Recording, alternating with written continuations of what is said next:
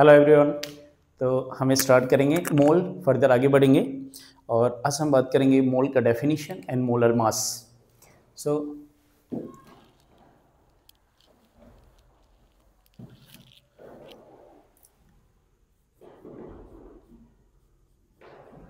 definition of mole and molar mass। सबसे पहले हम बात करेंगे कि मोल क्या होता है, इसके डेफिनेशन, फिर मोलर मास की बात करेंगे। ठीक है। सो मोल, एक्चुअली मोल क्या होता है? मैंने लास्ट वीडियो में भी बात करा था। Mole it is unit of amount of substance. So amount of substance का यूनिट होता है, राइट ना। सो सेवेंथ यूनिट जो है, ऐसा यूनिट वो कौन सा है? मोल है, बराबर। जैसे एक डजन का मतलब होता है, जैसे डजन भी क्या है, एक यूनिट है, वैसे ही ग्रॉस भी एक यूनिट होता है, बराबर।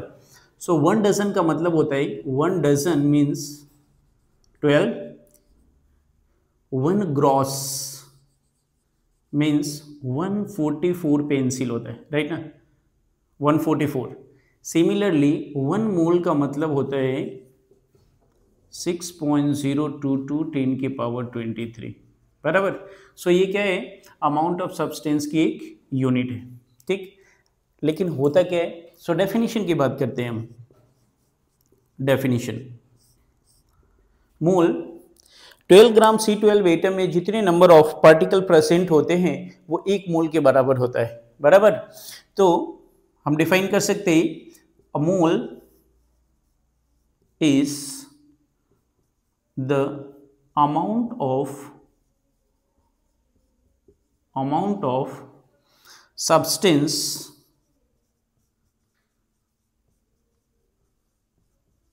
substance that a mole is amount of substance that contains as many particle present in exactly 12 gram of C12 atom, बराबर।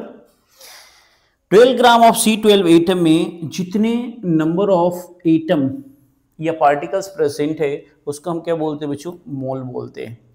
सो आपको पता चला जो मोल्स है वो एक डेफिनिट नंबर को रिप्रेजेंट करता है, बराबर। और ये जो हमने लिया है ये स्टैंडर्ड एटम होता है C12। So C12 is isotopes of carbon. ये कार्बन के आइसोटोप्स होते हैं, राइट। कार्बन के आइसोटोप कौन सा होता है? C12, बराबर। अब ये जो एक मोल है, एक मोल का मतलब क्या होता है? ये नंबर, बराबर, जो एक डेफिनेट नंबर है। सो हम बोल सकते हैं कि मोल it represents the definite number which is represented by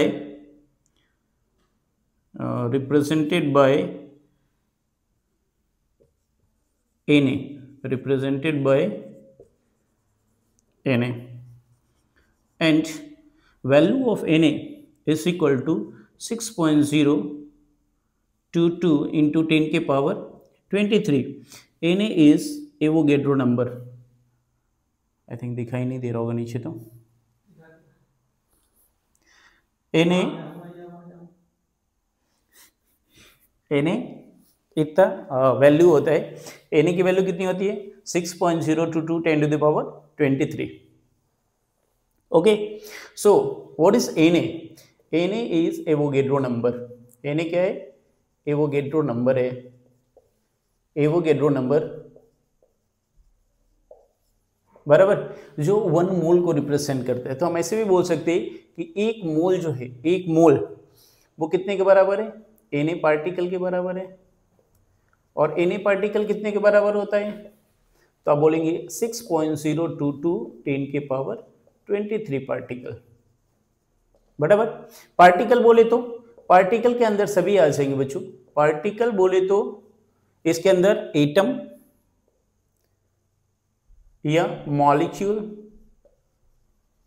या आयंस सभी आ जाएंगे। बराबर, तो ये मोल है। मोल बेसिकली क्या है, अमाउंट ऑफ सब्सटेंस की यूनिट है जो एक डेफिनेट नंबर को रिप्रेजेंट करता है। उस नंबर को Na से रिप्रेजेंट करते हैं जिसकी वैल्यू कितनी होती है 6.022 10 to the power 23। और इस नंबर को अपन क्या बोलते हैं, Na को क्या बोलते हैं, एवोगैड्रोस नंबर। सो 1 मोल Na पार्टिकल के बराबर होता है और इसकी वैल्यू कितनी होती है 6.022 10 to the power 23 पार्टिकल। बराबर, particle means what, atom, molecule and ions, right. जैसे एटम है तो हम बोलेंगे Na एटम, मॉलिक्यूल है तो क्या बोलेंगे Na मॉलिक्यूल, आयंस है तो क्या बोलेंगे Na आयंस। क्लियर, तो ये हमारा मोल की बात हुई, राइट। अब हम बात करते हैं मोलर मास की, फिर दोनों को एक साथ रिलेट करेंगे हम। सो मोलर मास,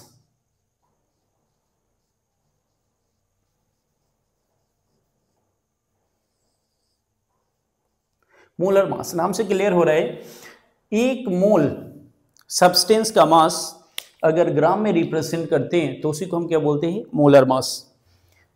डिफाइन कैसे करेंगे बच्चों, the mass of 1 mole substance in gram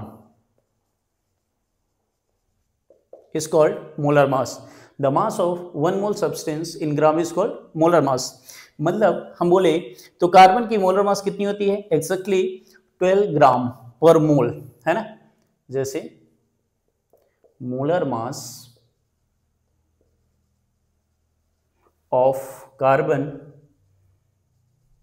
तो आप बोलेंगे 12 ग्राम पर मोल। बराबर, वैसे ही किसी भी एटम का अगर आपको मोलर मास निकालना है, जैसे molar mass of sodium,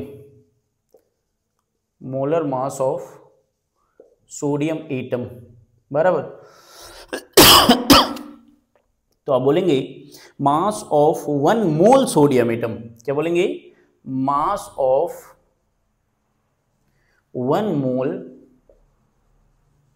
sodium atom, right.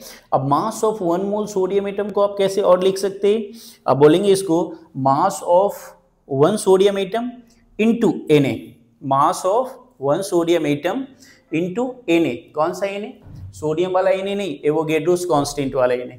बराबर, या आप ऐसे भी बोल सकते हैं इसको, जैसा कि हमने डेफिनेशन में देखा, सोडियम का मास कितना होता है 23, सो 23 gram sodium atom, 23 gram sodium atom.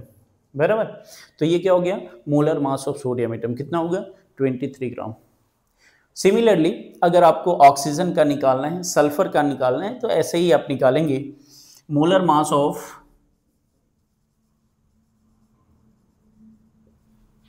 Oxygen atom, तो आप बोलेंगे 16 ग्राम ऑफ ऑक्सीजन एटम। अगर आपको सल्फर का निकालना है, molar mass of sulphur atom, तो आप बोलेंगे 32 ग्राम ऑफ सल्फर एटम। मतलब आप देखिए ये जो एटॉमिक मास है उसके लास्ट में आपको क्या मिल रहा है, ग्राम एटम। तो ग्राम एटम का मतलब भी क्या होता है, मोल्स होता है। ग्राम एटम मीन्स क्या भी होता है, मोल्स। सो 1 ग्राम एटम मीन्स क्या होता है, 1 मोल के बराबर होता है, राइट। आप इसको नोट डाउन करिए, फिर हम इसको मिटा के और आगे